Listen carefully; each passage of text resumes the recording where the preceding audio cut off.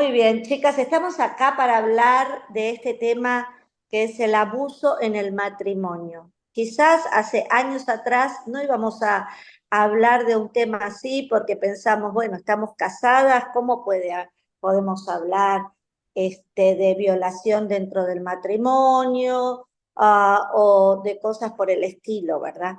Pero yo quiero que podamos refrescar un poquito al inicio el diseño de Dios del matrimonio. Eso lo vamos a ver algunos versículos bíblicos, cosas que nosotras ya sabemos, por eso digo refrescar. Y el segundo punto que vamos a tocar y nos vamos a explayar más es la distorsión causada por el pecado, que vino a distorsionar esa institución preciosa que es el matrimonio, ¿sí? Entonces, sí, cuando hablamos de los inicios tenemos que ir siempre a Génesis, ¿no? Y el diseño de Dios lo tenemos ya desde el primer capítulo de Génesis, ¿sí? Génesis 1 y Génesis 2 tenemos el diseño del matrimonio. Entonces, yo les voy a leer algunos versículos que ustedes se los saben ya. Génesis 1, 27 y 28 dice, así que Dios creó a los seres humanos a su propia imagen. A imagen de Dios los creó, hombre y mujer los creó. Luego Dios los bendijo con las siguientes palabras. Sean fructíferos y multiplíquense. Llenen la tierra y gobiernen sobre ella. Reinen sobre los peces del mar, las aves de los cielos y todos los animales que corren por el suelo. Aquí tenemos que Dios hizo a Adán y Eva y a los dos en una manera igual, los colocó en la creación para reproducirse y también para gobernar la tierra juntos, ¿sí? Como matrimonio. El capítulo 2, versículo 18, dijo, después del Señor, Dios dijo, no es bueno que el hombre esté solo, haré una ayuda idónea para él. En toda la creación, en todo lo que había hecho, él veía que el hombre estaba incompleto. Y dijo, voy a hacerle una ayuda idónea, igual a él, pero contraria a él, es la palabra. Y en el versículo 22 dijo, entonces el Señor Dios hizo de la costilla a una mujer y la presentó al hombre.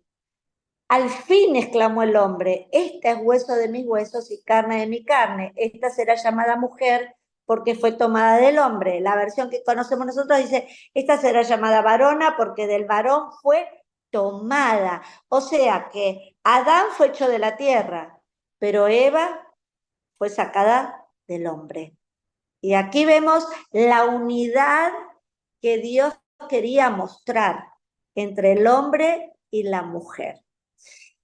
Dice, esto explica por qué el hombre deja a su padre, sigue diciendo el versículo 24, esto explica por qué el hombre deja a su padre y a su madre, se une a su esposa y los dos se convierten en uno solo. Ahora bien, el hombre y su esposa estaban desnudos, pero no sentían vergüenza.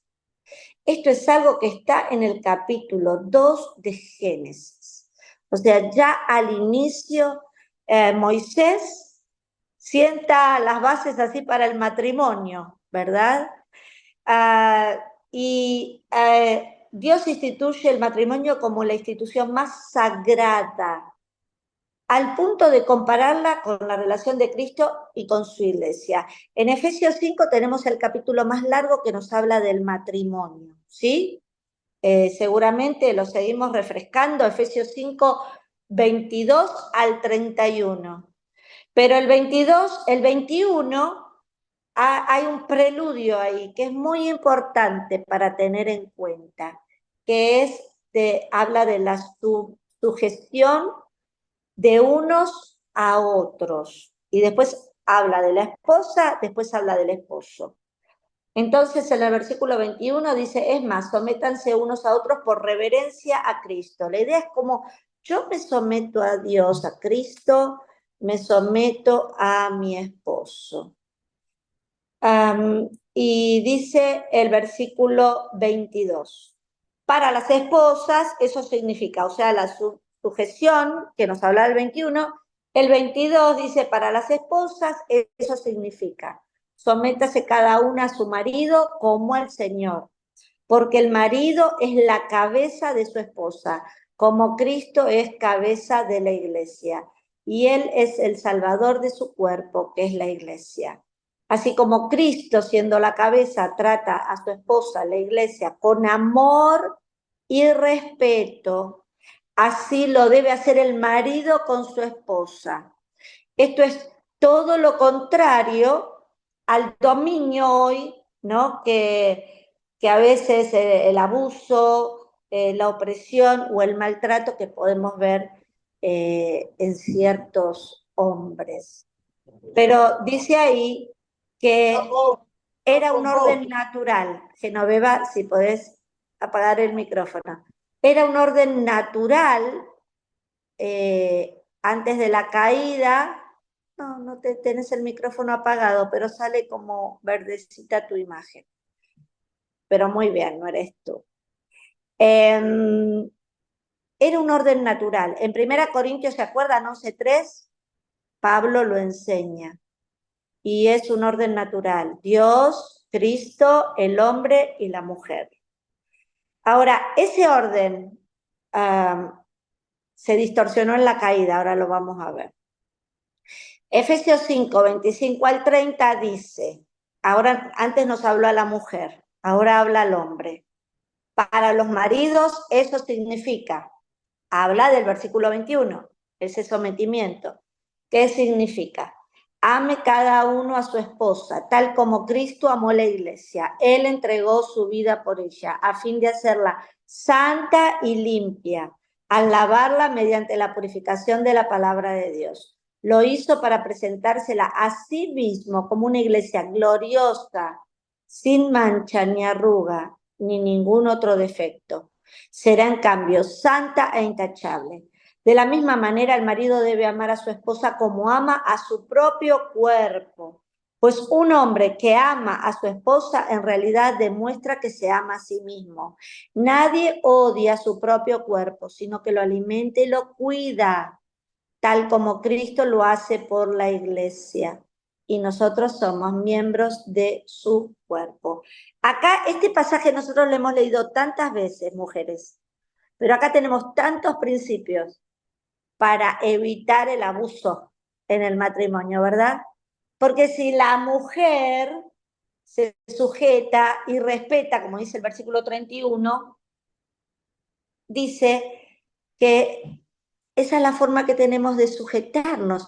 Y si el hombre ama, como dice, como se ama a sí mismo, aún dice, nadie aborrece su cuerpo, lo cuida, lo protege. Bueno, de esa forma tiene que amar a su esposa. ¿Sí? Y esto es hermoso ver cómo estamos viendo el diseño de Dios para el matrimonio. ¿Sí? Primera de Pedro 3:7 dice, vosotros maridos igualmente vivid con ella sabiamente, dando honor a la mujer como a vaso más frágil y como a coherederas de la gracia de la vida, para que vuestras oraciones no tengan estorbo. La NBI dice, de igual manera ustedes esposos sean comprensivos en su vida conyugal.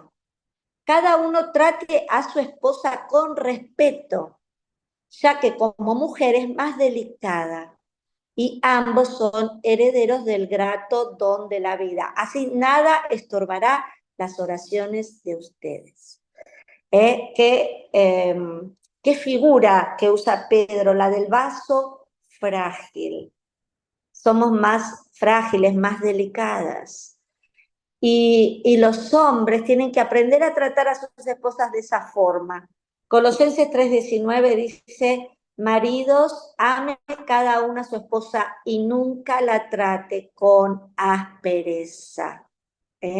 Otras versiones dicen, no sean duros con ellas. Amen a las esposas. Ese, hermanas, es el diseño de Dios.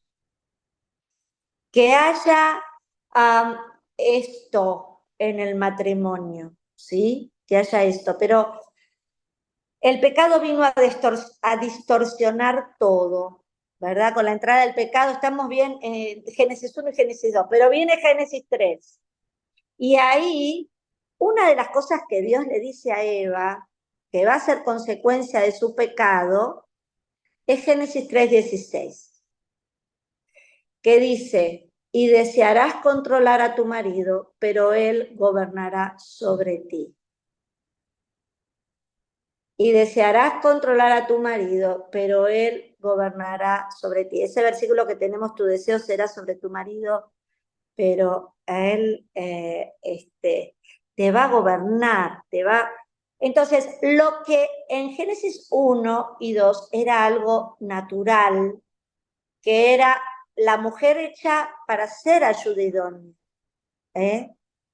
Y eso no fue consecuencia del pecado, lo hizo Dios antes de la caída. Ayuda idónea, una ayuda que lo ayuda.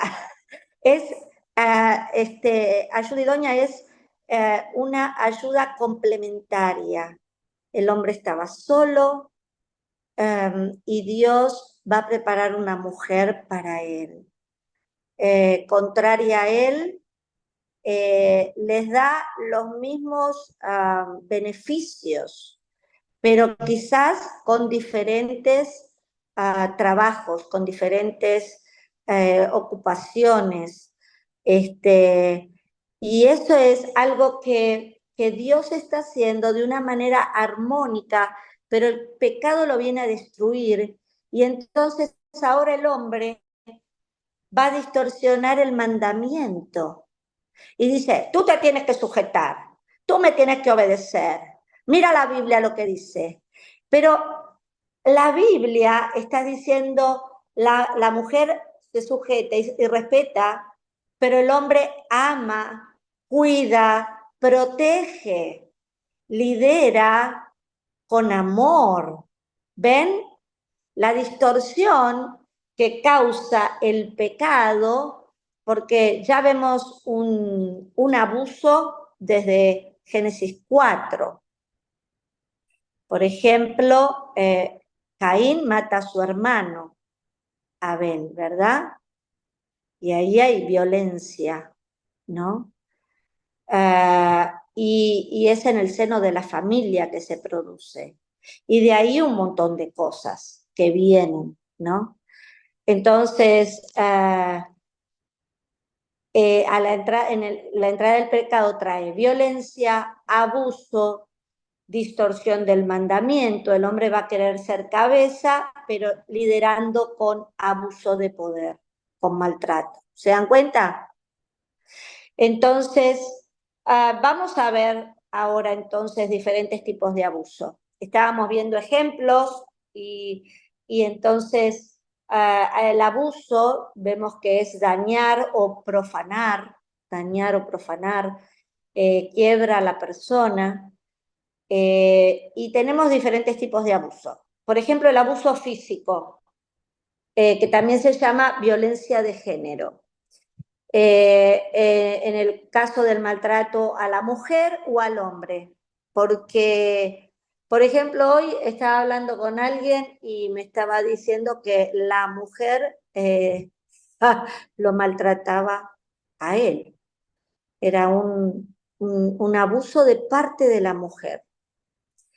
Tremendo. Siempre lo pensamos más de parte del hombre hacia la mujer. El abuso doméstico se puede ver como ciclos de violencia. Esto es algo interesante. Ciclos de violencia es la persona, la víctima, trata de controlarlo, de portarse bien, de evitar la tensión, pero ocurre un incidente, ocurre algo y la persona, la victimaria se violenta, le pega,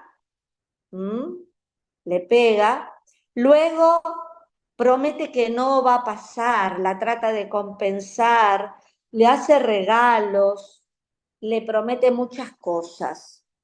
Hay un periodo de calma donde ella le cree, pero nuevamente vuelve la tensión y por eso se llama un ciclo de violencia, ciclo de violencia. Por eso yo les hablaba al inicio que eso, es el abuso cuando es reiterativo, reiterativo, cuando va pasando en determinados momentos de la vida, pero entonces la víctima muchas veces cree, pero después ya está al lado de la persona por miedo, ya no le cree, pero sabe que si se va a ser algo peor. Puede intimidarla diciendo que se va a matar él, o que la va a matar a ella, que va a matar a los hijos, ¿no es cierto? Y cosas por el estilo. Entonces, el abuso físico es fuerte. Las heridas del cuerpo físicas pueden llegar a sanar, pero las emocionales no, ¿verdad? Quedan muchas cicatrices emocionales. Las emocionales son profundas y también las espirituales, porque la víctima empieza también a decir, ¿por qué Dios a mí? Desconfiar de Dios, ¿por qué me permitiste que me pase esto? Tú ves esto y no haces nada. Y entonces a la persona le cuesta mucho tener una relación con Dios. Ese es el abuso físico. Luego tenemos el abuso no físico, que veíamos varios casos en las mujeres que nos daba Katie, que es manipulación emocional. También está la manipulación económica o el abuso económico, que es si te vas, te quedas sin nada. Te dejo en la calle, ¿no es cierto? Esa manipulación económica, el tenerla a la persona solamente um, diciéndole que no va a poder salir adelante, que la va a dejar en la calle, que nada es de ella, le corta las tarjetas de crédito, le hace muchos problemas. Está el abuso verbal también, que en los niños veíamos con Susi que es tremendo, ¿no? Cuando nosotros le decimos a nuestros hijos, no servís para nada, no vales para nada, los degradamos, pero este abuso verbal se puede dar mucho en la pareja también, ¿no? Eh, Todas las cosas negativas que el hombre o que la misma mujer le puede decir al hombre y el hombre a la mujer. El abuso verbal, que es muy destructivo. Vamos a ver cómo más adelante vamos a tocar estos temas otra vez y ver cómo nosotras podemos poner límites, porque no está bien que te hablen así, no está bien que te digan todas esas cosas, ni está bien que nosotras hagamos eso. Después está el abuso pasivo, que es la indiferencia total, ¿no? En el trato, indiferente, el silencio, no me dice nada, no me cuenta nada de los planes, yo tengo que ir adivinando, es ignorar, abandonar, aislar a la persona, no aprobar nada, un abuso pasivo que también daña. El abuso sexual. Entonces vimos el abuso físico, el abuso no físico, que es el emocional, el económico y el verbal, el abuso pasivo, el del silencio, el que te tengo, no te ignoro totalmente, y el abuso sexual. El abuso sexual se refiere a cualquier acción que presiona u obliga a alguien a hacer algo sexualmente que no quiere hacer. También puede referirse al comportamiento que afecta la habilidad de la persona de controlar su actividad sexual o las circunstancias bajo las cuales ocurre la actividad sexual. Y acá también hay una distorsión del mandamiento. ¿Se acuerdan que hablábamos de las distorsiones, ¿no? Que el pecado provoca y la entrada del pecado. Y entonces el hombre dice, tú me tienes que dar, porque la Biblia dice que no te puedes negar. Así que tú me tienes que dar a toda costa, no hay ninguna justificación para que no me des. y usando 1 Corintios 7, 3 al 5, ¿verdad? Entonces, yo les voy a leer ahora para que veamos si es así, que yo tengo que dar y que no puedo para nada decir no. Dice, el esposo debe satisfacer las necesidades sexuales de su esposa y la esposa debe satisfacer las necesidades sexuales de su marido. La esposa le da la autoridad sobre su cuerpo a su marido y el esposo le da la autoridad sobre su cuerpo a su esposa.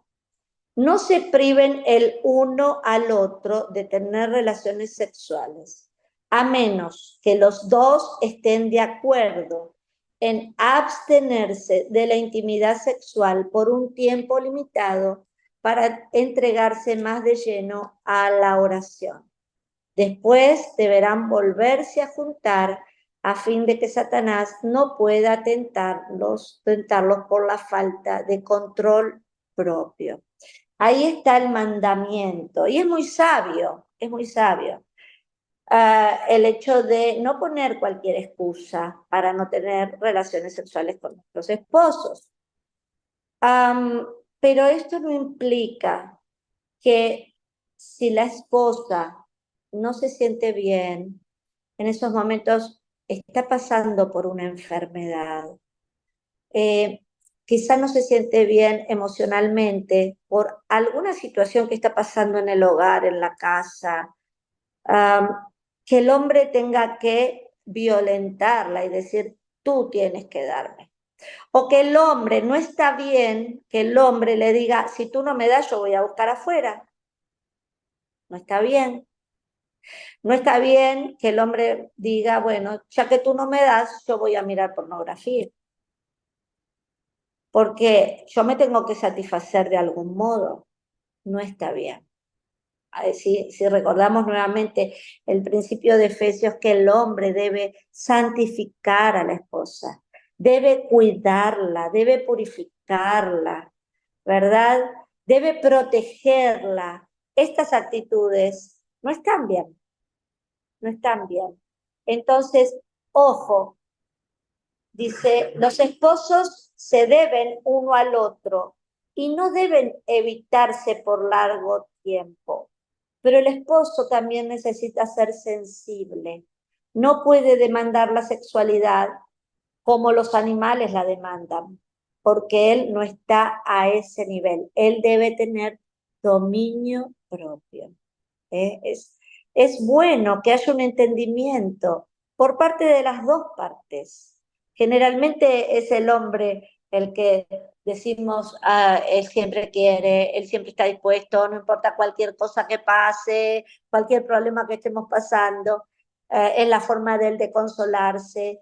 Y sabemos que ellos tienen necesidades, pero también tiene que haber una comprensión, y eso por parte de la mujer también, porque a veces también se da de parte de la mujer, ¿no? Ese deseo que a veces no queda satisfecho, pero los dos tenemos que esforzarnos, los dos tenemos que esforzarnos, y si está pasando algo, tenemos que hablarlo, y como ahí dice también en el versículo, tenemos que parar y orar. ¿Qué es lo que está pasando? Necesitamos orar, necesitamos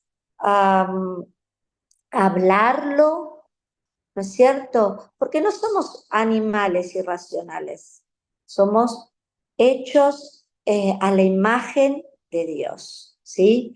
Entonces es muy importante eso.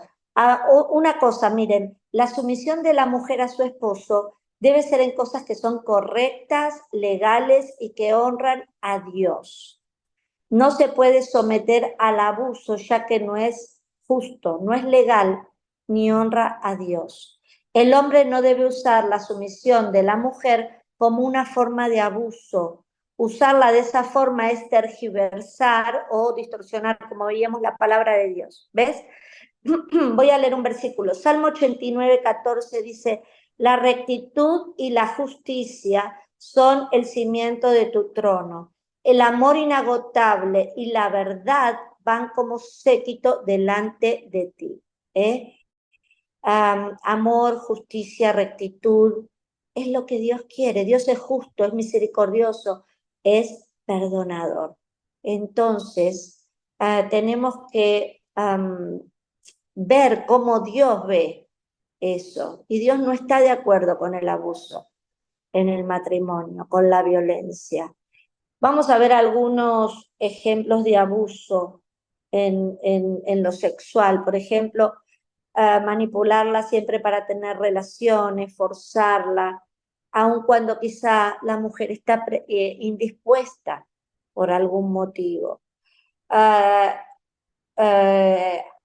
Como yo les decía antes, decirle que si no va a ir a buscar afuera o va a mirar pornografía. Nosotras no tenemos que permitir la pornografía en el matrimonio, hermanas. No tenemos que permitir la pornografía en el matrimonio. Si yo permito y si yo no pongo límites a la pornografía en el matrimonio, él me va a ver a mí como una prostituta y me va a tratar como tal. A veces los hombres dicen, bueno, vamos a incentivarnos, vamos a descubrir cosas nuevas, vamos a ver. ¿Se acuerdan que dijimos que la sumisión de la mujer debe ser en cosas correctas, legales y que honran a Dios? Y Dios desecha completamente la pornografía en todas sus formas. Porque fornicación es fornea también, es pornografía. Y también con lo que miramos con los ojos. Dios lo desecha. También actividades sexuales bruscas o violentas. Mira, vamos a probar con látigos, con esto, con lo... No, eso es violencia. Eso no es algo hermoso a los ojos de Dios. Violación o intento de violación. Usar preservativos o a impedir que alguien acceda a métodos anticonceptivos. Estar de acuerdo es lo mejor en la relación. Impedir que alguien se proteja contra enfermedades de transmisión sexual. Esto es en forma general, ¿no? Tener contacto sexual con alguien que está muy borracho, drogado, inconsciente o que por cualquier otra razón es capaz de decir sí y no de manera clara y con conciencia. Amenazar o presionar a alguien para hacerle tener una relación sexual que no desea tener. Usar repetidamente insultos sexuales con alguien, eso también es abuso. Obligar a otro a la exposición o creación de material pornográfico. Dice, el abuso sexual ocurre también en adultos, incluyendo entre personas casadas. Muchas mujeres reportan vivir experiencias sexuales con sus esposos bajo abuso, chantaje, amenaza y o manipulación. Y es más doloroso aún cuando el reporte es entre creyentes. Y Dios esto lo desecha totalmente. Después vamos a ver otros versículos. Pero ¿cuál es la actitud bíblica? Vimos el diseño de Dios, vimos la distorsión que causa la entrada del pecado y vimos los diferentes tipos de abuso. Pero la actitud bíblica, cómo nosotros podemos ayudar también a alguien que está pasando por este tipo de cosas. Mateo 20, 26 al 28 dice, pero entre ustedes será diferente. El que quiera ser líder entre ustedes deberá ser sirviente, y el que quiera ser el primero entre ustedes deberá convertirse en esclavo. Pues ni aun el Hijo del Hombre vino para que le sirvan, sino para servir a otros y para dar su vida en rescate por muchos. El hombre o la mujer que está abusando tiene que entender que nosotros estamos para servir, no para ser servidos. No es tú me tienes que dar, porque eso es bíblico, es lo que la Biblia dice. Y capaz que está la esposa pasando por un tiempo de depresión y de mucha guerra y él quiere tener relaciones sexuales porque tiene que darle la esposa y no está siendo, como decíamos, ¿no? Delicado con ella. No está siendo tierno, no la está tratando como vaso frágil. Y después dice otro versículo, Juan 13:34, así que ahora les doy un nuevo mandamiento, ámense unos a otros, tal como yo los he amado, ustedes deben amarse unos a otros. Efesios 5:1 y 2 dice, por lo tanto, imiten a Dios en todo lo que hagan, porque ustedes son sus hijos queridos, vivan una vida llena de amor, siguiendo el ejemplo de Cristo. Él nos amó y se ofreció a sí mismo como sacrificio por nosotros, como aroma agradable a Dios. El amor y el sacrificio. El amor ágape, que es estos versículos que estamos hablando, es el amor sacrificial. Y el hombre tiene que amar a la mujer con ese amor. Y la esposa también tiene que amar al hombre con ese tipo de amor sacrificial. Tenemos que amar. La actitud bíblica es el amor. Pero también una actitud bíblica que nosotras podemos tener si conocemos casos de mujeres que están pasando por abuso, es informar. Amar, informar. En nuestra responsabilidad como mujeres cristianas que estamos queriendo ayudar a otras mujeres que vienen detrás nuestro, es informar que el abuso es pecado. Toda violencia doméstica es pecado y toda violencia hacia la mujer o los hijos va en contra del propósito de Dios para la familia. Si querés, anotá algunos versículos. Salmos 11:5. Dice, el Señor examina tanto a los justos como a los malvados y aborrece a los que aman la violencia. El Señor aborrece al violento que ama la violencia. Colosenses 3:8, mira que dice, pero ahora es el momento de eliminar el enojo, la furia, el comportamiento malicioso, la calumnia y el lenguaje sucio. Aquí tenemos varios tipos de abuso. Tenemos la calumnia, el lenguaje sucio, el comportamiento malicioso, el enojo, la furia, la ira. Es algo que dice Colosenses que nosotros tenemos que hacer morir todas estas cosas. Cualquier tipo de violencia es una injusticia, no es justa la violencia, que no puede ser justificada bajo ninguna circunstancia. Es que los chicos se portan mal, por eso les pegamos. La disciplina es importante, pero la Biblia muestra cómo debe ser la disciplina. Si no estás muy al tanto de cómo, puedes preguntarnos. El lugar apropiado, el instrumento apropiado, ¿verdad? No darle en el momento de enojo o violencia. También nosotras podemos justificar, es que ella se porta muy mal con el esposo, por eso el esposo le pega. No, eso es violencia. No, y no es la forma. Entonces, otro versículo. Zacarías 8:17. No tramen el mal unos contra otros. Dejen de amar el decir mentiras y jurar que son verdad. Yo odio todas esas cosas, dice el Señor. No tramen el mal. La violencia es un acto criminal que ofende la dignidad y los derechos humanos de las personas. Nosotros somos seres creados a imagen y semejanza de Dios. Y la violencia ofende esa dignidad.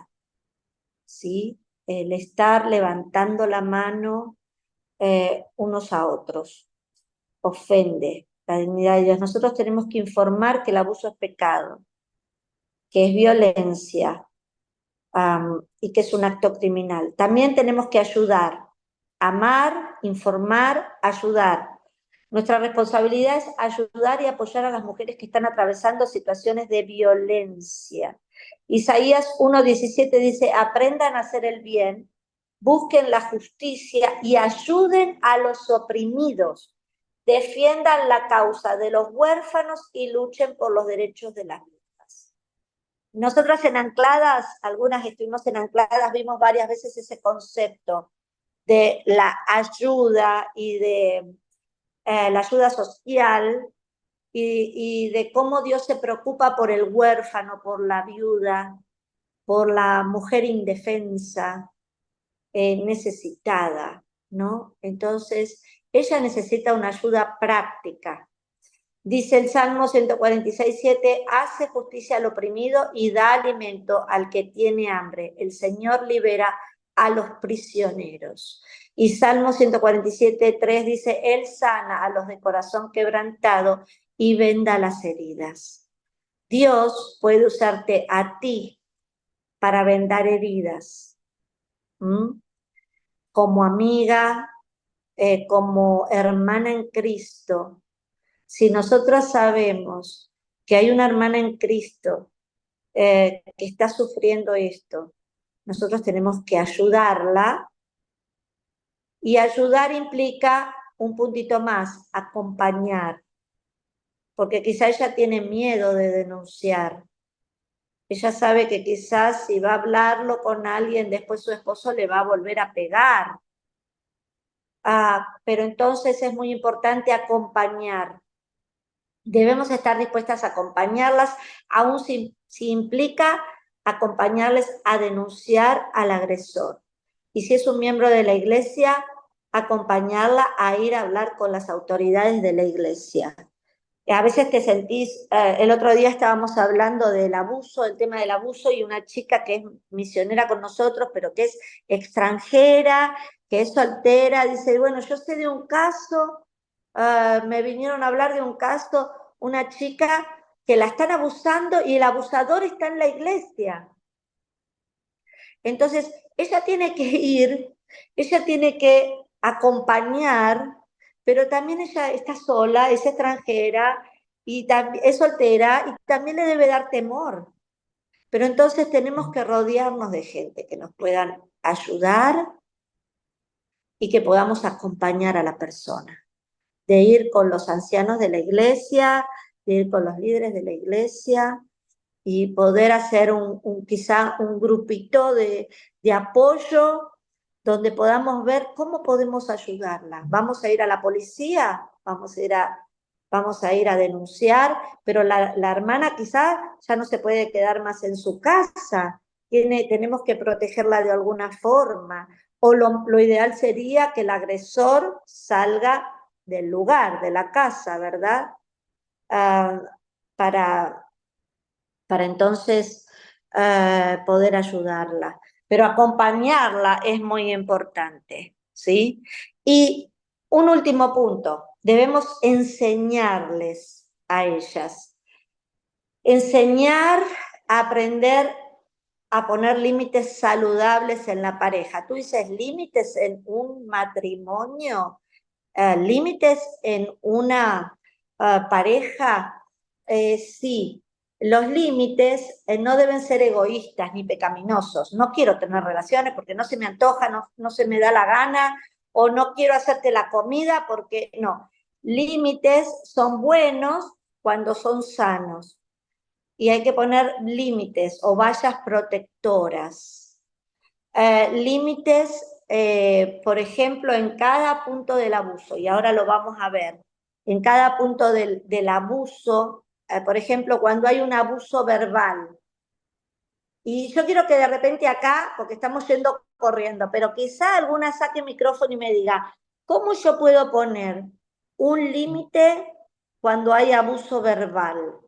Yo soy la que está siendo la víctima y mi esposo dice de todo, me habla con palabras desagradables, malas palabras. A ver, decime, ¿cómo vos podés poner un límite? ¿Qué se te ocurre? ¿Alguien? ¿Alguien? Bueno, Dale. yo puedo decir que el primer límite que uno tiene que poner es, por lo menos en el caso de mi matrimonio, desde que nosotros nos casamos, nosotros determinamos que no se permite la voz alzada, ni yo a él, ni él a mí. O sea, Ahí está. inmediatamente hay un tono de voz alto, tenemos que parar. Exacto. O sea, eso hay Buen que límite. determinarlo, no permitir nunca que le levanten la voz, pero tampoco no levantarla. Hay momentos en que sucede y todo eso y se resuelve, pero eso hay que resolverlo. O sea, no se puede quedar, ok, me levantó la voz y se lo pasé. Se lo pasé si estamos entre la gente, pero desde que estamos juntos, eso se discute. O igualmente si soy yo. O sea, que ese es algo que la pareja debe tenerlo claro de que no se puede permitir levantar la voz. Muy bien, porque después que se levanta la voz, muchas veces se levanta la mano. Paf, ¿no? Porque me estás gritando. Y hay parejas que se agreden una a la otra. Se empiezan a tirar platos y tantas cosas. Pero ese es un límite muy bueno. No vamos a gritarnos, no vamos, ¿qué más? A ver, Yo, sí. por ejemplo, mi esposo, y pusimos un límite desde el principio del matrimonio, cuando nos casamos, nunca irnos a la cama, o sea, guapo, disgustado. Todo se tiene que resolver, o sea, hablando, nada quedarse pendiente para el otro día después de que volver.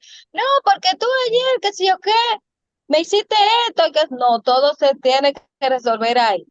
Y tampoco de que irse, que yo me voy para donde mi mamá, porque tengo porque te digo que yo voy a dormir esta noche donde mi mamá. Desde el principio pusimos un límite claro. Las cosas se tienen que resolver hablando como Excelente. personas adultas, eh, bien y resolverse ahí. El límite de no se ponga el sol sobre vuestro enojo ni des lugar al diablo. El límite de no decirse groserías. Nosotros somos hijas de Dios, no podemos estar hablándonos con groserías, que se me escapó, no se escapa lo que uno no tiene adentro, ¿eh? Pero ese límite verbal, por ejemplo, si mi esposo tiene esto y no lo habla, lo bueno que ustedes, las dos ejemplos que me dieron, lo hablaron antes, se pusieron el límite antes, que eso está buenísimo, ¿verdad? Pero si la esposa no lo puso y entonces se casa y el esposo empieza con esas agresiones verbales, por ejemplo, una forma de ponerle límites, yo me voy a ir al cuarto, no voy a permitir que tú me hables así, me esté faltando el respeto. Cuando tú quieras, vienes y conversamos tranquilos en el cuarto. No voy a estar presente mientras tú me dices todo ese tipo de groserías. Eso puede ser un límite también, ¿verdad? Entonces, los límites de palabras, no hablar de forma despectiva, desvalorizante, eso hace que el cónyuge se resienta, se aleje, los irrespetamos y violentamos la santidad y la imagen, lo que hablábamos de la imagen de Dios en el otro, ¿no? Entonces el límite verbal, hay que poner límite, un límite físico. A ver, cuando nos levantamos la mano, hay algo muy importante, que esto se puede notar en el noviazgo ya, y es una medicina preventiva. Si esta persona te levantó la mano en el noviazgo, por más que haya sido una sola vez, tú sabes que esto va a continuar en el matrimonio.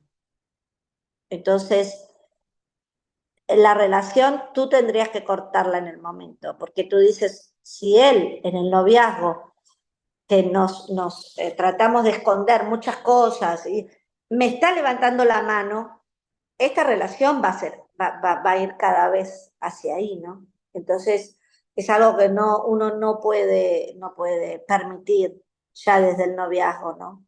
Pero cuando ya estamos en el matrimonio, ya estamos en el baile. Hay que bailar, como se dice, ¿no?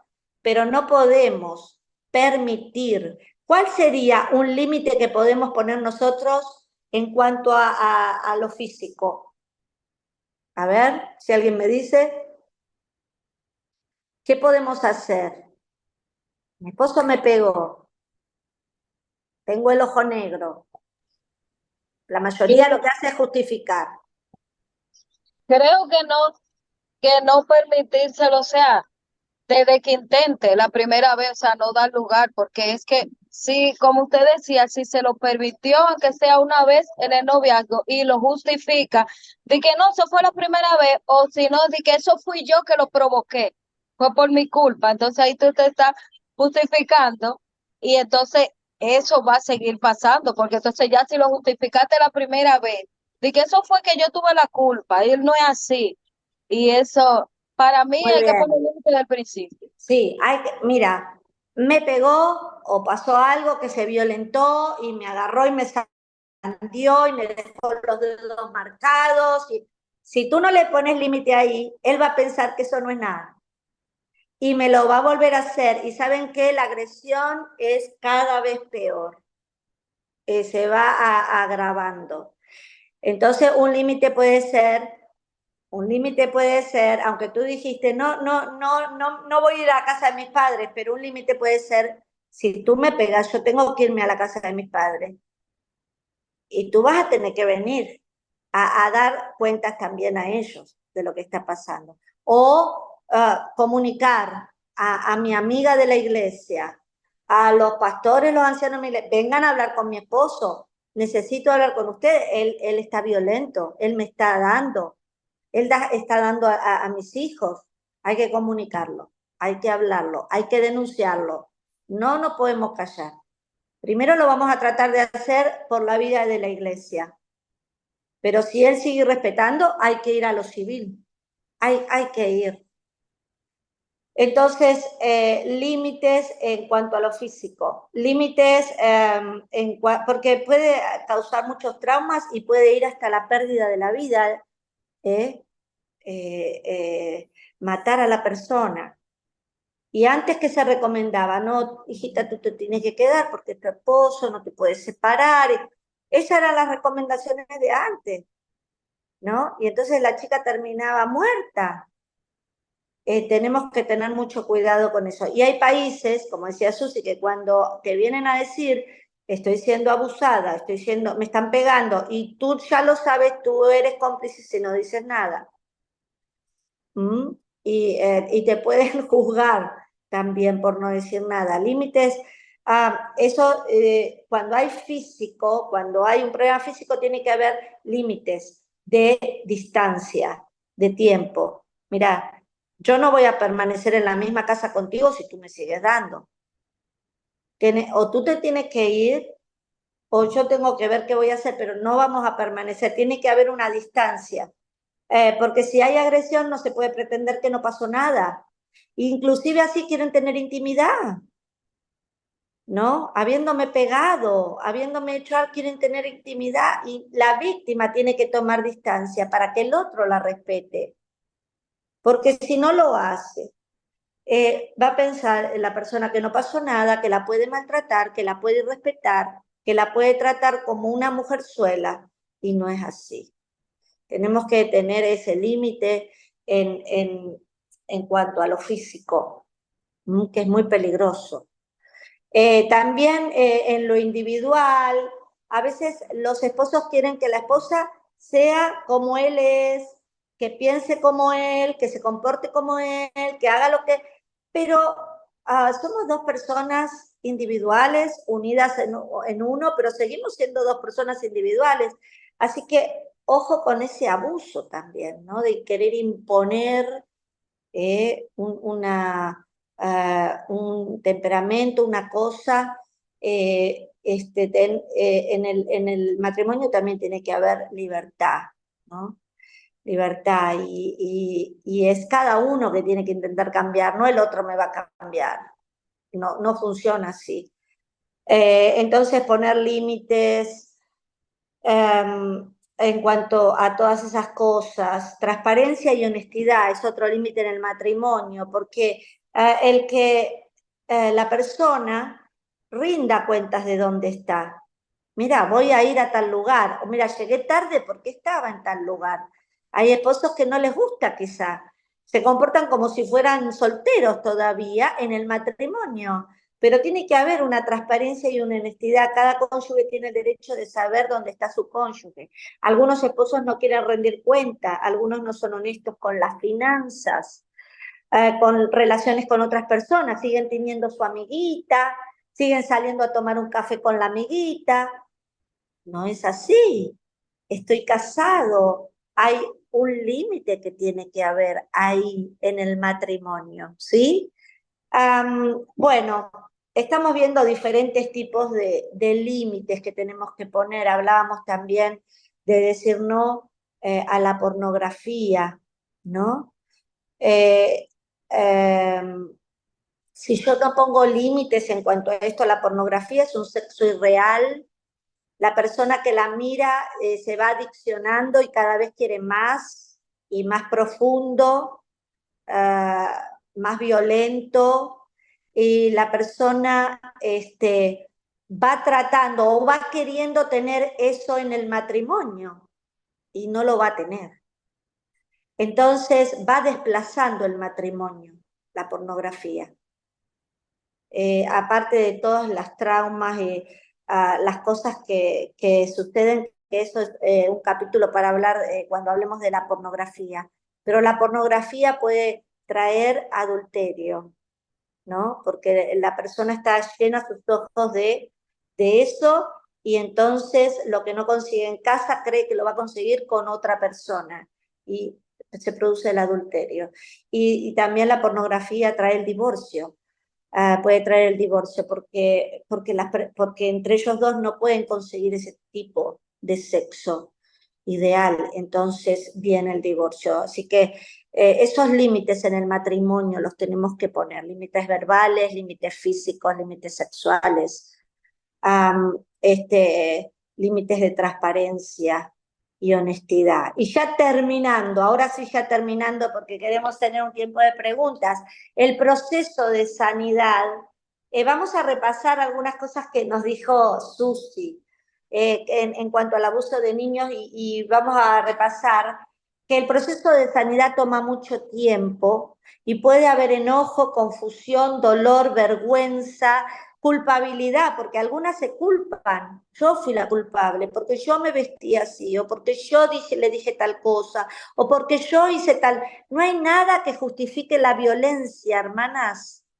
No hay nada que justifique la violencia.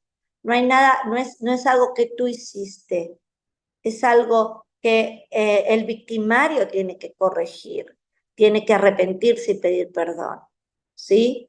Entonces, no podemos esperar que se llegue rápido al perdón.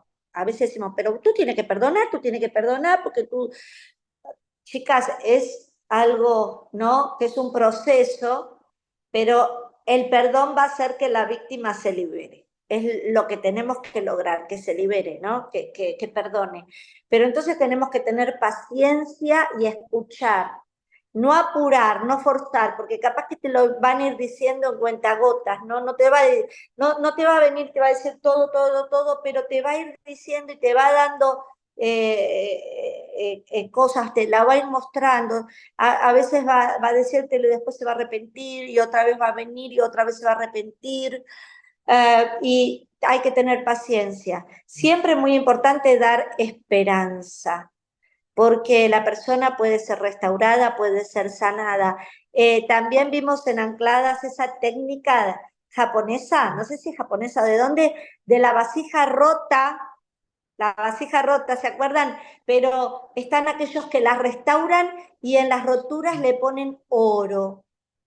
Y esa vasija pasa a ser mucho más valiosa que antes, aún con sus rupturas que se pueden ver, pero ahora es mucho más valiosa. Y siempre nosotros tenemos que dar esperanza, decirle que hay una salida, no decirle, no, tu caso es muy complicado, divórciate ya, no, o sea, el divorcio puede, yo digo que nunca va a ser la salida o la solución, no siempre tenemos que tratar antes de ver cómo poder restaurar ese matrimonio.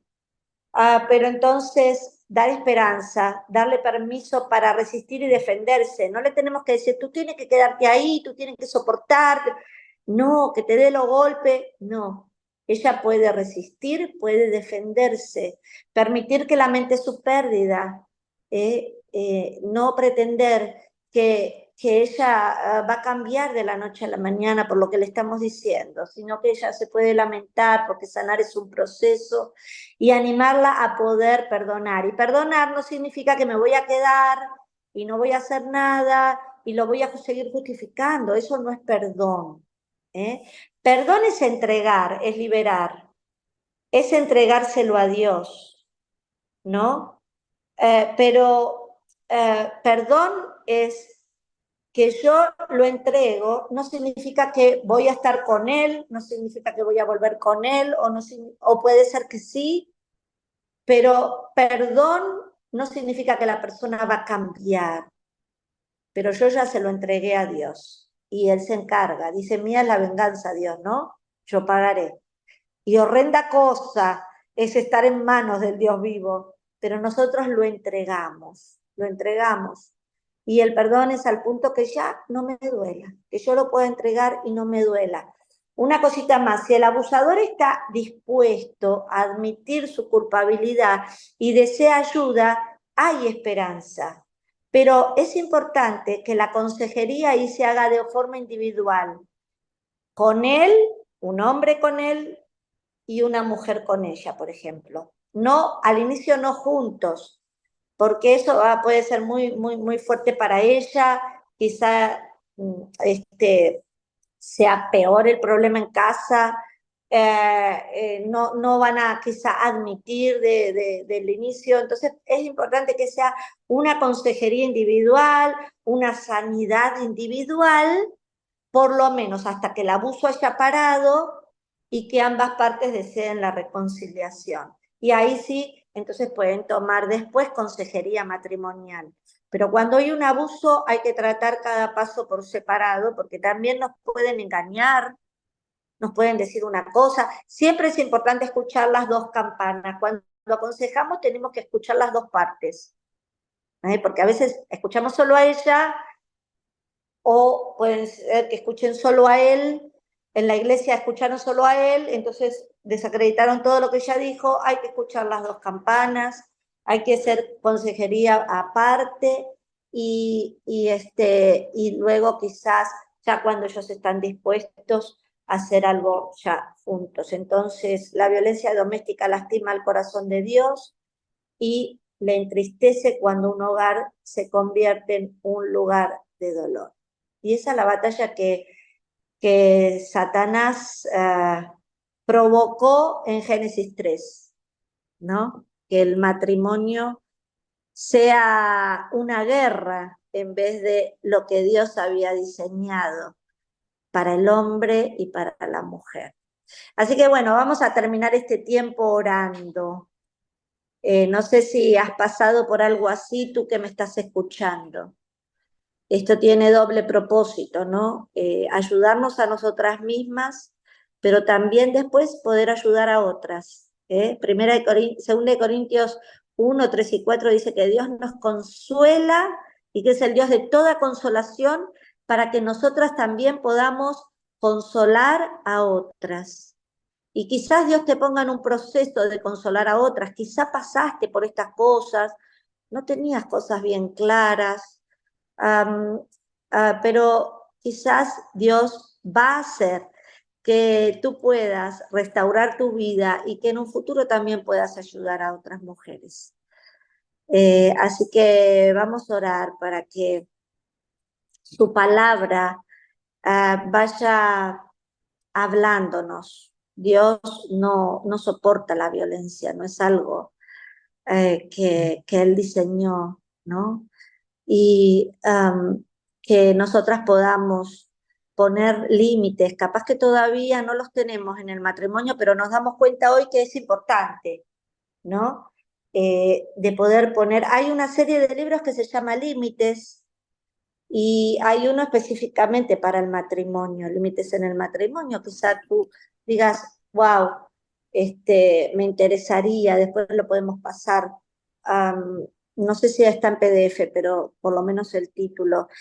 Y sí tengo el límite, es el que habla en general, de diferentes cosas, en la familia, en el matrimonio, en la iglesia y cosas así, pero siempre es bueno. Así que bueno, vamos a orar y vamos a abrir para un tiempito de oración donde todas también podemos opinar y podemos preguntar y responder. Vamos a orar. Padre Celestial, gracias, Señor, por este tiempo que pudimos tener. Gracias porque tu palabra es tan clara, tan actual para los tiempos que estamos viviendo también, Señor.